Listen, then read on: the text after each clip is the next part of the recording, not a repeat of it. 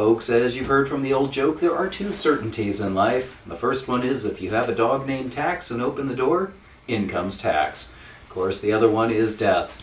Did you know that last year, the 22,500 cemeteries in the U.S. put into the ground 827,060 gallons of embalming fluid? Also, 104,000 tons of steel were used, along with 2,700 tons of copper and bronze, over 30 million board feet of hardwoods, and 1.6 million tons of reinforced concrete. All of that just to plant us in the ground.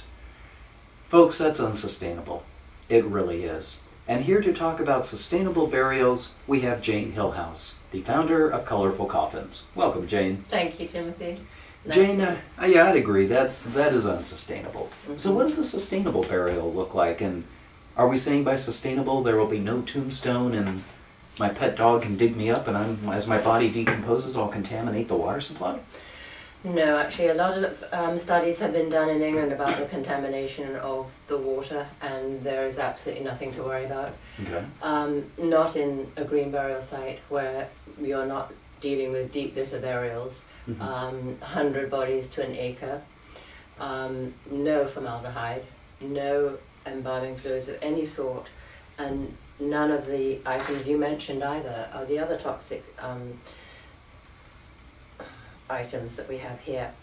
So no formaldehyde, no steel being used. No, it's just a more friendly way to help the environment. It's very friendly, and you should be in a biodegradable container, and even a shroud is probably the most acceptable way, made out of some natural fabric. And I mean, the fact is, Jane, we're all going to decompose, yes. even with the chemicals. Yes. Eventually my body would break down, correct? Yes, it is correct. And they are buried at a certain depth, and there is absolutely no record. I haven't heard of one of your being dug up. I know it's, you know, people have that fear. But well, April would have to be very determined to get me out of the ground. Now, where does Colorful Coffins fit into the picture?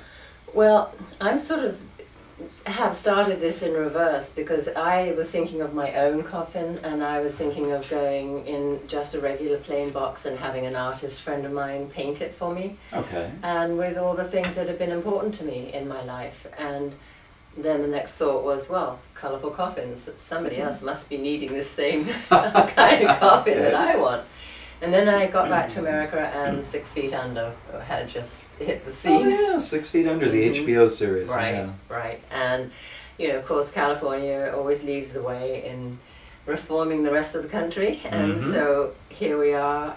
The woman who made the shroud for that production lives in San Francisco. Oh. And actually used to work at Fernwood, you know, Forever Fernwood, the only green burial site in the neighborhood. I'm with you. And so anyway, when I got back and discovered this, and then I was still pushing for the coffins, but then I did the Green Festival last autumn, and I thought, you know, there's a missing link here, a big missing link. Okay. I can talk everybody into having a nice, sustainable coffin and so forth, and then it gets put in the ground in a concrete vault. Exactly, exactly. So then I started researching more into the green burials, met Joe. I'm also on the board of the Funeral Consumer Alliance here in Palo Alto. And generally that's the area now we have to really look into. And working with Joe would be wonderful to get local organizations to join with people who can make a green burial happen, a green site. Joe is Joe Seehey, I think, of the Green Burial Council. Exactly, yes. And yes. the green cemetery that you refer to, there's only one in the Bay Area, is that Only so? one, yes. Oh my. Yes, it's Forever Fernwood, it's in Marin. It's owned by a very colourful fellow who actually has a very for-profit burial site down in Hollywood called Hollywood Forever, and he spends $15,000 a month on watering the grass there. Ah, yes, and the fertilizers and all the pesticides to keep things looking good. Yes, and the machinery to cut the grass and all of that. I would say that going green in terms of burial and colorful coffins, I assume it's cheaper. And yes. Where would be the comparison, say, to a traditional coffin from, I don't know, Costco or wherever? Well, I mean, you can get a cardboard box for a couple of $100, and you're into the thousands pretty quickly in the traditional. I mean, we're reckoning it's about 10% of the cost. So a good 90% Yeah. savings, listener, is what you're finding. Yes. Now, Jane, as you've been in this industry for a while, what reasons are you hearing from people for wanting to go green? And obviously I'm saying while they're alive. Yes. What reasons are they saying? Why Well, do they want to go green? What is the rationale in this particular aspect? Well, all the people I have talked to is that they're just horrified at the pollution level, and they don't have any desire to have their bodies maintained as in a traditional coffin. I mean, why would you tin line a coffin? You know, to what? To preserve the body a little bit longer? I mean, there is nothing left. It's a body. There's no soul there. The soul's gone. Yeah. So, Well, and tell us about the electricity and all the other costs and quantifiables that you found. Yeah. I mean, that is a fair amount of concrete and steel being poured in. it is, and you know, to do a presentation I did to the Green Party last night, I decided to research that a little further, and we discovered that in the manufacture of the steel that's in these coffins, you could heat 49,500 households in a year. 49,500 households for an entire year, Yes. just on the electricity for the steel. Yes, yes. Now, to make the concrete, though, I assume there's Separate. electricity clearly involved. Absolutely, and this doesn't even include the quarrying for the products, you know, the initial quarrying. And that electricity is would heat 25,000 homes. Wow. It's over 273,000 kilowatt hours of electricity And then to generate that amount of concrete.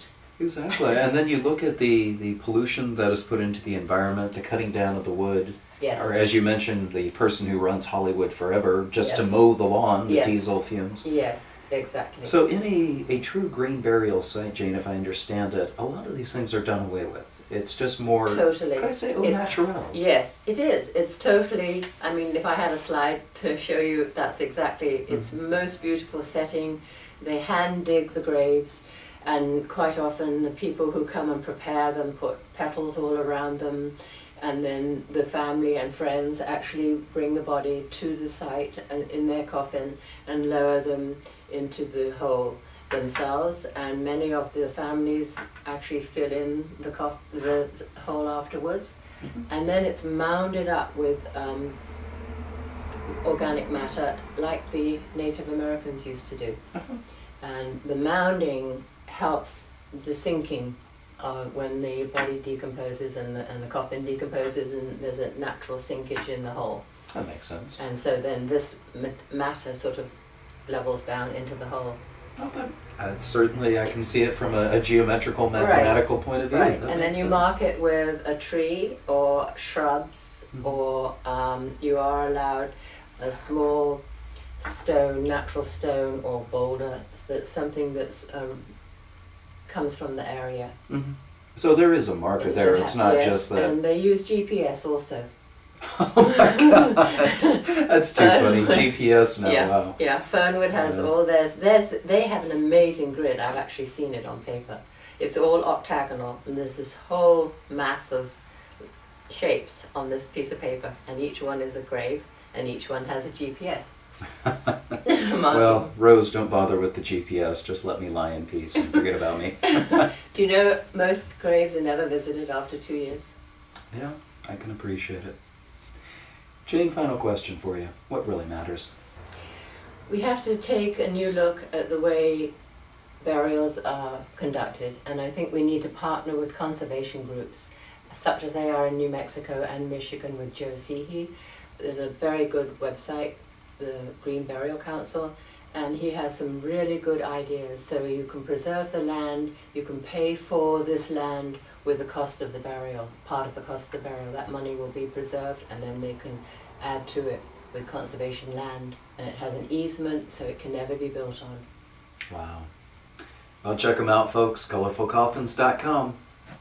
Thank you very much, Jane. Thank you, Timothy.